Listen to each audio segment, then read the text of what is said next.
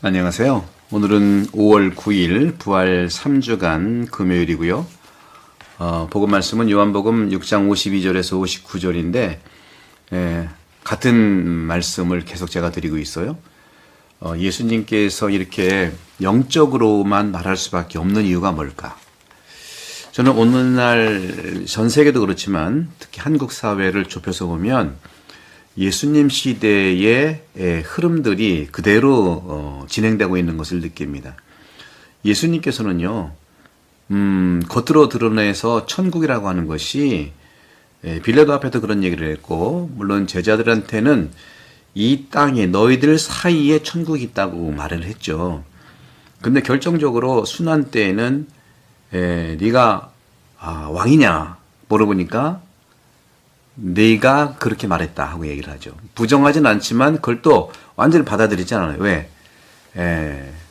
주님께서 말씀하시는 천국이라고 하는 것은 영적인 세계만 얘기하는 게 아니라 바로 이 지상의 세계가 바로 영적인 세계라는 얘기를 하고 그것이 끊임없이 끝이 아니라 새로운 시작이기 때문에 영원한 생명과 연결되는 걸 얘기하는 겁니다.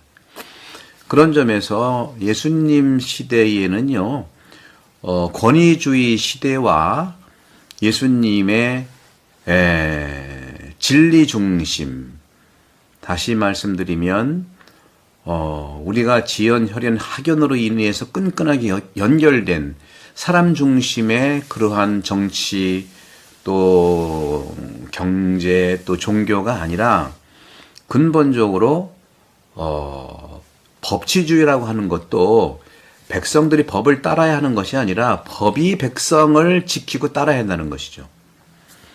그런 점에서 종교 지도자라고 할 수 있는 율법학자들은 요즘은 말하면 이제 법조인들이죠. 검사라든가 판사라든가. 그리고 종교 지도자 간에 이제 그 사두가이라는 그 사람은 이제 사제단들이니까 종교의 제사를 지내는 오늘날의 종교의 측면을 볼 수가 있고요. 헤로데라든가 빌라도는 정치적인 측면에 이런 구조로 있는 것이죠. 거기에 예수가 중간에 있는데 실제로 이 바리사이라든가 율법학자들은요, 물론 백성들이 잘못을 하면 잘못에 대한 정확한 판단을 해야겠죠. 거기에 검사적인 측면도 있고 판사적인 측면도 있겠으니까요. 또 변호사도 있겠죠. 그런데 분명한 것은 율법학자들 중에 잘못한 사람, 즉 검사적 측면의 사람들이 있어서 잘못한 사람을 좀 잡아내는 게 굉장히 중요합니다.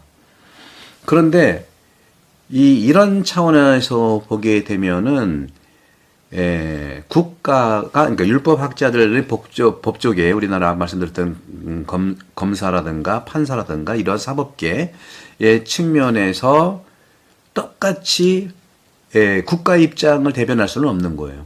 검사가 국가 입장에서 죄인들을 잡아낸다면 판사는 기본적으로 변호사는 이쪽도 있고 저쪽도 있으니까 판사는 기본적으로 잘못했다고 하는 그 사람을 기본적으로 보호하는 것이 법이에요.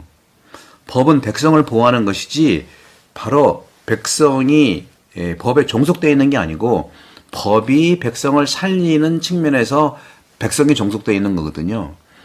그런데 이런 것들이 이루어지지 않은 예수님께서는 항상 영적인 관점에서 말씀을 하고 있는 거죠.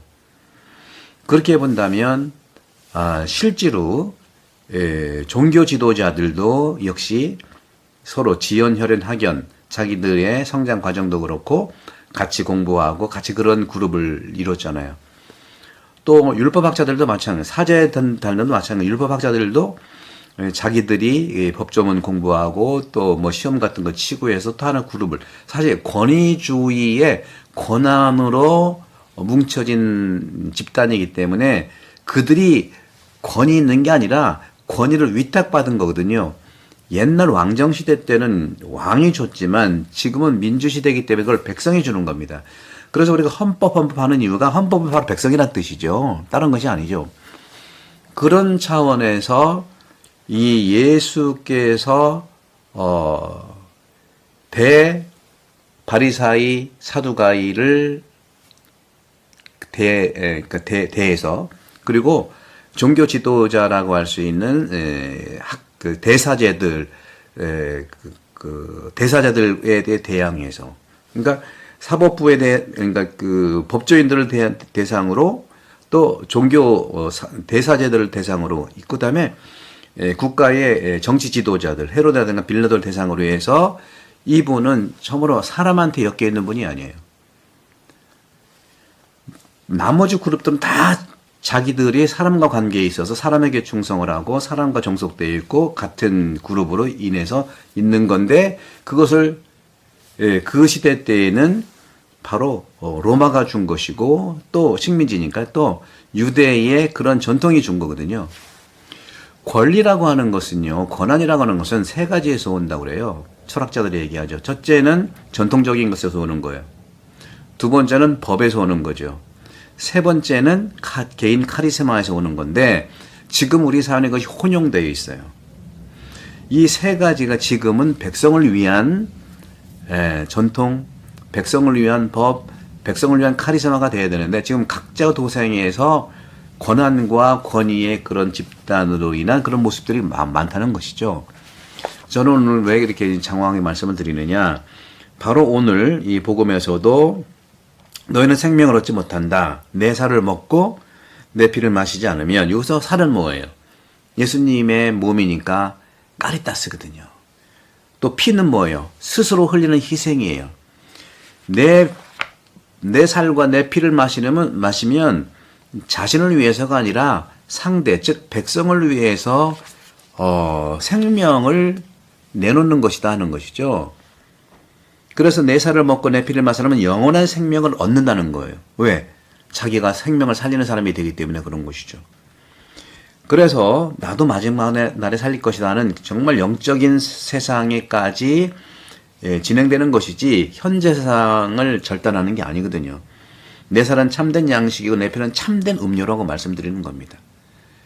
우리 성당의 우리 가톨릭 교우 여러분도 매일 영성체 하시잖아요. 살과 또 피는 이제 좀 우리가 자주 못 영어시지만, 이것이 바로 상대를 위해서 영생의 진리를 사는 길을 말씀드리고 있는 것이죠.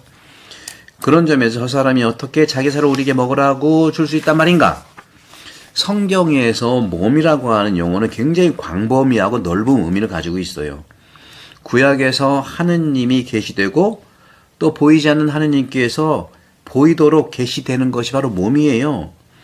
몸으로 예수님으로 오셨잖아요. 세상 안으로 들어오실 때 하느님께서는 반드시 몸을 취하신다는 것, 이것이 바로 성체성사입니다. 그런 점에서 우리가 사람의 아들의 살을 먹지 않고 그의 피를 마시지 않으면 너희는 생명 얻지 못한다. 우리도 예수님의 살과 피를 마시고 하느님이 세상에 오실 때 우리 몸을 취한 것처럼 우리도 예수님의 몸을 취해서 예수로 살아가야 된다는 뜻을 말하는, 각자가 예수로 산다면 영생을 얻는 데는 문제가 없다 하는 말씀을 하고 있는 거죠. 그래서 오늘 복음에 하늘에서 내려온 빵이라고 얘기를 하는 겁니다. 그런 점에서 현대 영성가들도요, 사실 몸과 정신을 구별해서 떨어져 있는 사실로서 몸과 정신을 말하고 있는 것을 피하는 거예요. 그렇게 우리 떨어져 있는 게 같이 하나가 된다는 것이죠. 그래서 예수님이 말씀하시는 천국도 지상과 천상이 따로 있는 게 아니에요. 같이 연결되어 있는 것이죠. 그래서 오해를 받을 것 같기 때문에 서두에 말씀드린 것처럼 예수님이 공생을 하셔도 그렇고, 특별히 헤로도의 앞에, 특별히 빌라도 앞에서 부정도 하지 않고 또 긍정을 하면서 영적으로 표현한 겁니다. 그런 점에서 예수님과 같은 피가 되고 또 예수님과 같은 몸의 존재가 되라 하는 그런 초대지요. 그래서 우리는 이런 점에서 생명은 하느님 자체이시다, 숨이다. 우리 안에 숨이 들어가 있는 그런 모습들을 우리가 느끼면서 성체성사라고 하는 것은 우리의 이 세상에서 논과 밭에서 기원이 되는 빵, 하지만 그것이 하늘에서 우리에게 오신 그 안에 현존하는 그리스도라는 거죠. 하나님이 주신 거란 말이죠. 영성한다고 해서 현실과 분리된 것이 아닙니다. 지상에서 하늘을 바라볼 수 있는 것이 영적인 것이라고 볼 수 있겠죠. 서두에 말씀드린 것처럼 오늘날 우리 사회는 지금 예수님 시대와 똑같은 그런 역할을 보고 있어요. 우리가 여러 가지 일이 있겠습니다만은 우리는 지금 민주국가시기 때문에 한 표 한 표가 사실은 우리의 예수에 대한 알미고 믿음이에요. 예수님과 같은 삶을 사는 그런 모습들을 들여다봐야 돼요. 예수님은 혈연, 지연, 학연 이런 거 없앴어요.